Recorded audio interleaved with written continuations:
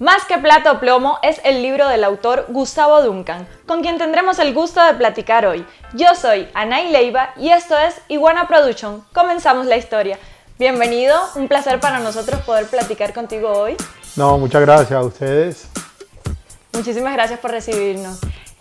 Sabemos que este tema del narcotráfico es un poco complicado. ¿De dónde surge la idea de escribir sobre este tema? Surge cuando estoy trabajando por casualidad en un tema no relacionado con el narcotráfico y comienzo a ver que los criminales se convierten en Estado en Colombia. Comienzan a ejercer funciones de Estado, propias de un Estado. Y en ese momento pues, quedé fascinado. Yo dije, tengo que responder por qué razón la gente prefiere ser gobernada por criminales y no por el mismo Estado. Claro. ¿De dónde es tu base de información acá en México sobre el narcotráfico siendo tú colombiano? Cuando comencé a trabajar en un tema no relacionado directamente con el narcotráfico, los paramilitares estaban tomando muchos municipios en Colombia y yo quedé impactado de ver cómo la gente era gobernada por unos criminales, por unos narcotraficantes. Entonces yo dije, algún momento tengo que escribir un libro, tengo que hacer algo para responder a la pregunta de por qué aceptan el gobierno de criminales. ¿Qué tan difícil ha sido para ti conseguir información sobre el tema del narcotráfico en México siendo tú colombiano? No, existe mucha literatura sobre el narcotráfico de México.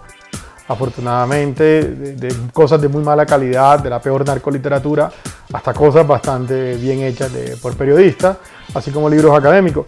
Pero de todos modos vine a hacer trabajo de campo y conté con mucha suerte. Di con gente que me ayudó a contactar, incluso hasta uno que otro narcotraficante.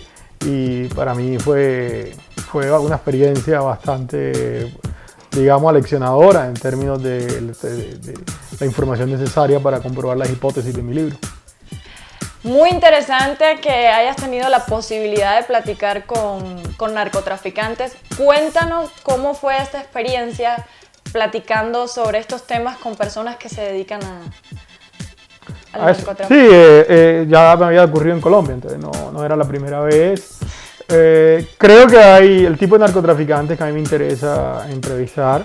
Es narcotraficantes que tienen interés en el poder, es decir, que ejercen como autoridad.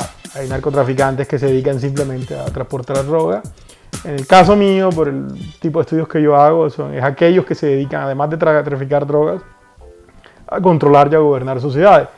En realidad es gente que tiene que desarrollar ciertas habilidades comprensivas desde el poder.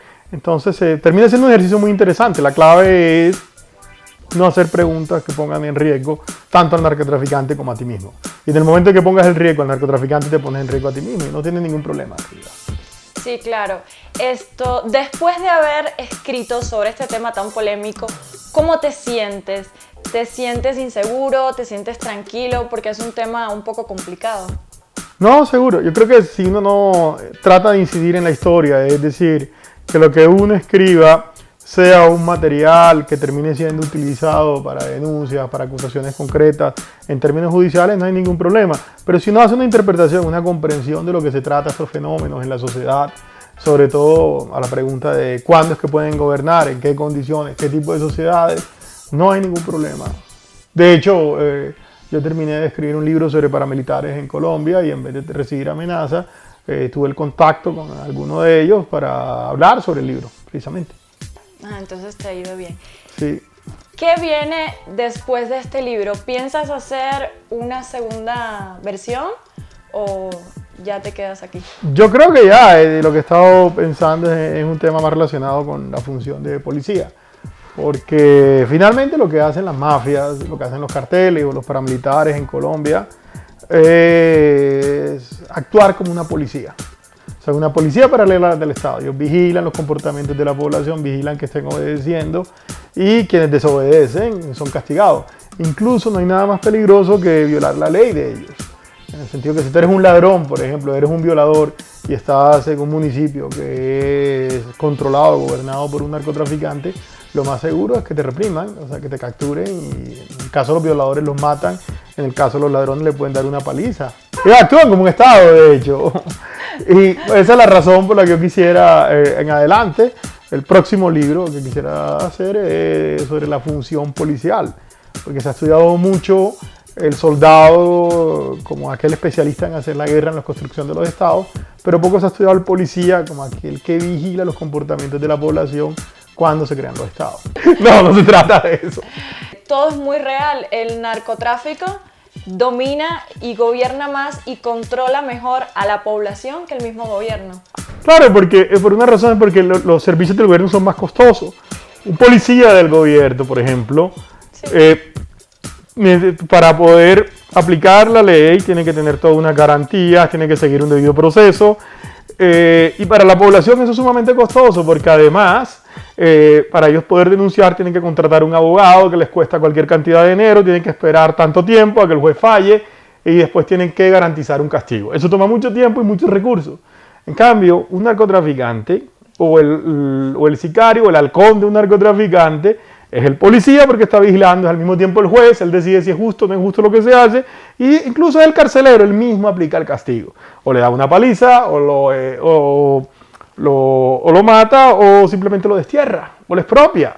Hay muchos castigos. Entonces, en ese sentido, las mafias, la criminalidad organizada, creó una serie de instituciones para regular a la población excluida que es mucho más efectiva. Ese es el gran desafío para el Estado.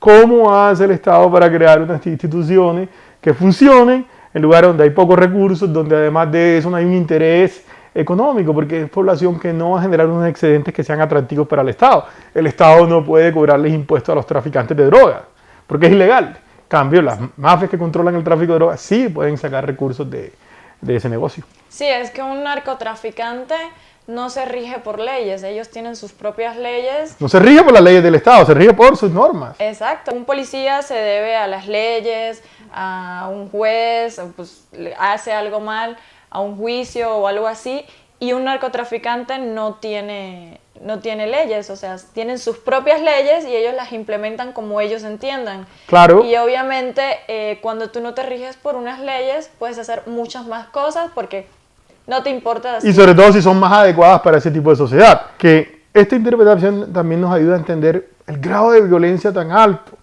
Es decir, estas son guerras entre narcotraficantes que gobiernan sociedades.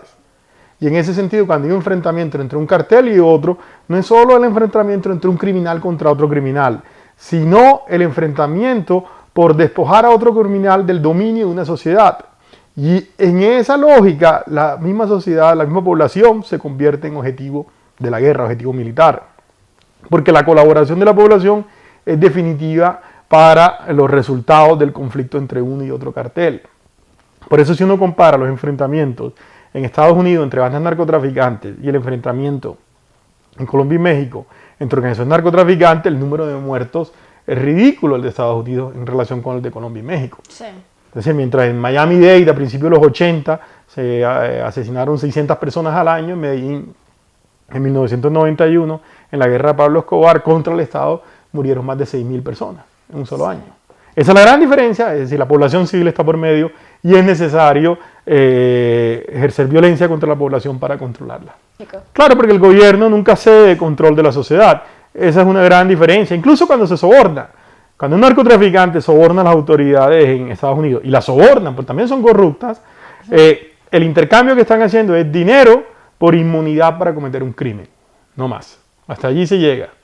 En México y en Colombia, cuando un narcotraficante soborna al Estado o a la autoridad, lo está pagando no solo para que no lo persiga, sino para que lo deje gobernar un pedazo de la sociedad. Esa es la gran diferencia. En un caso es mucho más político, en otro no. Esto es una disputa por imponer sus instituciones de control social. En esencia, por mantener las transformaciones que hicieron en el orden social y ocupar una jerarquía superior en ese orden social. De eso se trata la lucha política en el narcotráfico. ¿Qué sigue para Gustavo Duncan como escritor? No,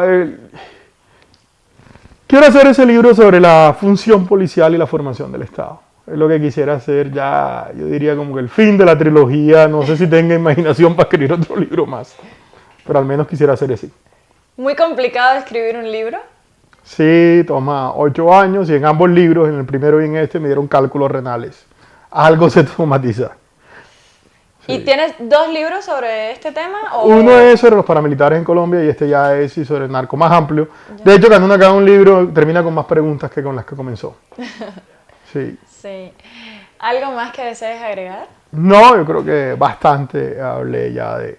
No vayan a pensar ahorita que soy también apologista de Bin Laden. ¿Quién sabe que no lleguemos tan lejos? ¿Terrorismo? ¿Del terrorismo? No. Como que ya que te gustan los A mí me terroristas. gustan los criminales sin ideas religiosas y nada de eso. Si tienen ideas ya no me gustan tanto. Tienen ideales. No, pues un saludo y los invito a leer mi libro. Ojalá los disfruten y no crean que es una apología a los narcotraficantes, mucho menos a los terroristas. Pues ha sido un placer para nosotros poder platicar contigo hoy. Muchísimas gracias por la entrevista, por la oportunidad. Esperamos poder platicar contigo en otra ocasión si te decides hacer tu nuevo libro sobre el tema policíaco. Bueno, muchas gracias y ojalá nos veamos en 8 años. Pues esto ha sido todo por hoy, chicos. Los esperamos en nuestras redes sociales, en Facebook Iguana Production, en Twitter Iguana Production y nuestra página web iguanaproductionf.com. Vamos a estar regalando un libro autografiado del autor Gustavo Duncan, con solo responder 3 preguntas. Ahí en nuestras redes sociales los esperamos. Esto es Iguana Production y yo soy Anaí Leiva. Nos vemos en la próxima. Mi nombre es Gustavo Duncan. Yo soy profesor de la Universidad de AFIT en Medellín, en Ciencia Política, y un saludo a Iguana Production.